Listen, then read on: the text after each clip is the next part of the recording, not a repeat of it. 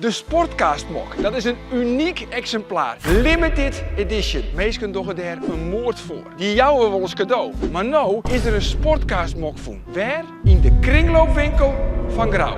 Ik ga bellen met de kringloop en ik kreeg Anja aan de telefoon. En het goeie nieuws is, die mok, die zit er nog. Dus, we gaan nou linea recta naar Grauw en we hellen die mok op. Hoe is het mogelijk dat die mok hier te lonen is? Ja, zeg het maar. Zeg het maar. Dit is wel een mooi verhaal natuurlijk weer. Nou, ik ben er verschrokken. Ja, nou, wij schrikken hier nergens meer van, hè?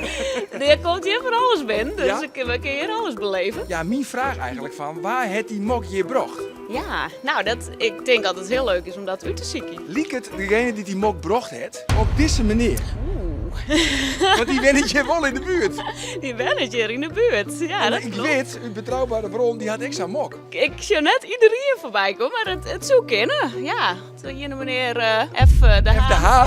F de H. Oh, sorry, hij zit in de vitrine. Hij zit in de vitrine, want ja, we dachten, dit is een speciale dingenkost. Ken ik hem dan nog wel wat romkeepje? Ja, Dat nou, kan wel. voor hem doen we dat. Gelukkig.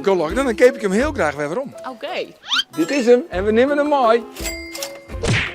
De mok, die heb ik weer waarom, maar de grote vraag bloot vanzelfs waar het deze unieke limited edition Sportcast mok hier brocht bij de kringloop van Grauw. Dat is de vraag.